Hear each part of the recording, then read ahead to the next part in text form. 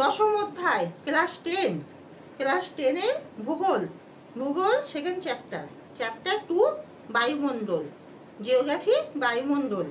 বায়ুমণ্ডলে কিছু গুরুত্বপূর্ণ কোশ্চেনের অ্যান্সার আমি বলছি, তোমরা সবাই মন দিয়ে শোনো আর সবাই খাতা বার করে লেখো। গ্রিন হাউস এফেক্ট কাকে বলে? গ্রিন হাউস, গলা ফেলা দিলে কি দন্তান্ন, গ্রিন হাউস এফেক্ট এ হয় একা কয় টয়, এফেক্ট কাকে বলে?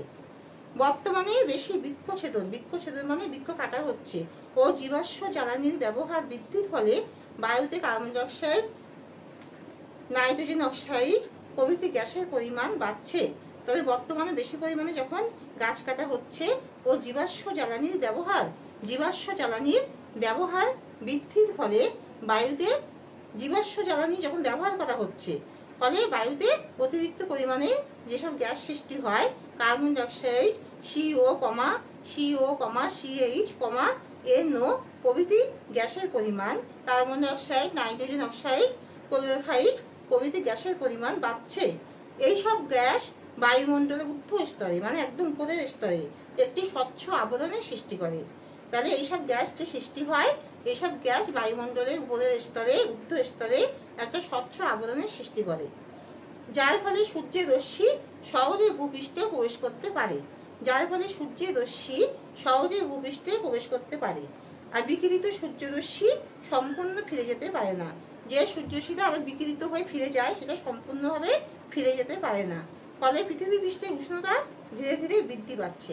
ফলে পৃথিবীর যখন সব গ্যাস সৃষ্টি হয়, ফলে যেমন সূর্যের রশ্মি, এই গ্যাস সৃষ্টি হওয়ার ফলে পৃথিবীর উপরের স্তরে একটা স্বচ্ছ আবরণের সৃষ্টি হয়। সূর্যের রশ্মি ভূপৃষ্ঠে প্রবেশ করলে সেটা সম্পূর্ণ বিকিরিত হয়ে ফিরে যেতে পারে না। ফলে উষ্ণতা যে ধীরে ধীরে বেড়ে যাচ্ছে, একেই বলা হয় গ্রিন হাউস এফেক্ট। গর্জনশীল চল্লিশা কি? দক্ষিণ গোলার্ধে স্থলভাগের থেকে জলভাগ বেশি থাকায় পশ্চিমা বায়ু বাধাহীনভাবে প্রবল বেগে 40 ডিগ্রি দক্ষিণ অক্ষরেখা বরাবর পশ্চিম থেকে পূর্বে প্রবাহিত হয় এই প্রবল বেগে, একেই গর্জনশীল চল্লিশা বলে। তাহলে গর্জনশীল চল্লিশা কি? দক্ষিণ গোলার্ধে স্থলভাগের থেকে জলভাগ বেশি থাকায় পশ্চিমা বায়ু বাধাহীনভাবে 40 ডিগ্রি দক্ষিণ অক্ষরেখা বরাবর পশ্চিম থেকে পূর্বে প্রবল বেগে প্রবাহিত হয়, একেই বলে গর্জনশীল চল্লিশা। কোরিওলিস শক্তি কাকে বলে? পৃথিবীর আবর্তন গতির ফলে বায়ু প্রবাহের উপর যে শক্তি প্রযুক্ত হয় তাকে কোরিওলিস শক্তি বলে। পৃথিবীর আবর্তন গতির ফলে বায়ু প্রবাহের উপর যে শক্তি প্রযুক্ত হয় তাকে কোরিওলিস শক্তি বা বল বলে। ফেরেল সূত্র কি? পৃথিবীর আবর্তনজনিত বলের প্রভাবে বায়ু সরাসরি উচ্চচাপ থেকে নিম্নচাপের দিকে প্রভাবিত হতে পারে না। বায়ু উত্তর গোলার্ধে ডান দিকে ও দক্ষিণ গোলার্ধে বাম দিকে প্রবাহিত হয়, একেই বলে ফেরেলের সূত্র।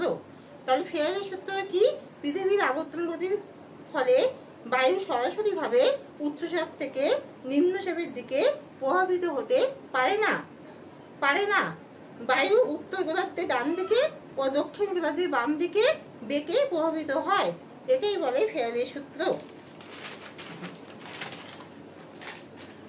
ট্রোপোপজ কি? ট্রপোফালা পয়কা বলিকিচ্ছ। ট্রোপোপজ কি? ট্রপোস্ফিয়ার ও স্ট্র্যাটোস্ফিয়ারের মধ্যবর্তী 2 থেকে 3 কিলোমিটার স্তরকে ট্রোপোপজ বলে। এখানে বায়ু প্রবাহ ও উষ্ণতা তেমন কোনো পরিবর্তন হয় না। তাহলে ট্রোপোপজ কি? ট্রপোস্ফিয়ার ও স্ট্র্যাটোস্ফিয়ারের মধ্যবর্তী 2 থেকে 3 কিলোমিটার যে স্তর তাকে বলে ট্রোপোপজ। এখানে বায়ু প্রবাহ ও উষ্ণতার পরিবর্তন তেমন ভাবে হয় না। প্রতীব ঘূর্ণবাদ কি?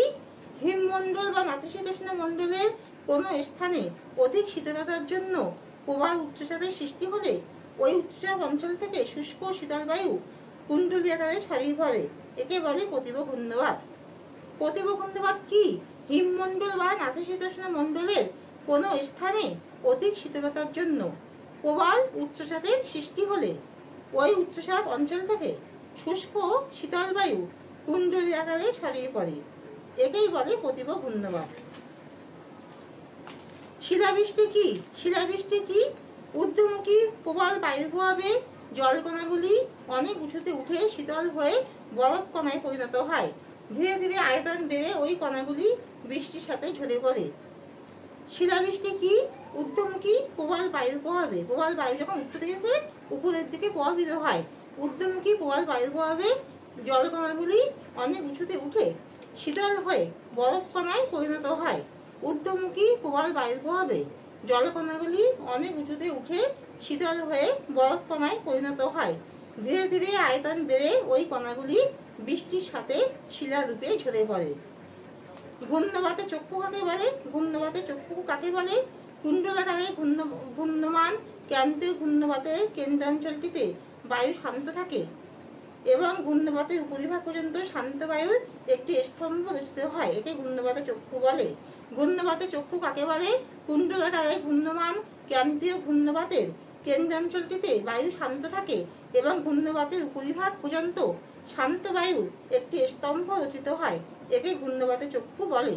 তাই কুণ্ডলাকারে ঘূর্ণমান ক্রান্তীয় ঘূর্ণবাতের কেন্দ্রাঞ্চলটিতে বায়ু শান্ত থাকে এবং ঘূর্ণবাতের উপরিভাগ পর্যন্ত শান্ত বায়ুর একটি স্তম্ভ রচিত হয়।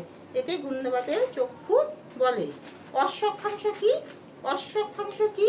নিরক্ষীয় নিম্নচাপ বলয় ও মেরুবৃত্তীয় প্রদেশীয় নিম্নচাপ বলয় থেকে বিক্ষিপ্ত ঊর্ধ্বগামী উষ্ণ বায়ু শীতল ও ভারী হয়ে উত্তর গোলার্ধে 25 থেকে 35 ডিগ্রি অক্ষাংশে সৃষ্ট কর্কটীয় উচ্চচাপ বলয় নেমে আসে। ফলে এই অঞ্চলে বায়ুর কোনো পার্শ্ব প্রবাহ হয় না। একে অশ্বক্ষাংশ বলে। অশ্বক্ষাংশ কি? নিরক্ষীয় নিম্নচাপ বলয় ও মেরুবৃত্ত নিম্নচাপ বলয় থেকে বিক্ষিপ্ত ও ঊর্ধ্বগামী উষ্ণ বায়ু শীতল ও ভারী হয়ে উভয় গোলার্ধে 25 থেকে 35 ডিগ্রি অক্ষাংশে সৃষ্ট কর্কটীয় উচ্চচাপ বলয় নেমে আসে। ফলে এই অঞ্চলে বায়ুর কোনো পার্শ্ব প্রবাহ থাকে না, শান্ত অবস্থায় বিরাজ করে। একেই অশ্বক্ষাংশ বলে। তাহলে এখানে শেষ করছি। তোমরা সবাই লাইক আর সাবস্ক্রাইব দাও।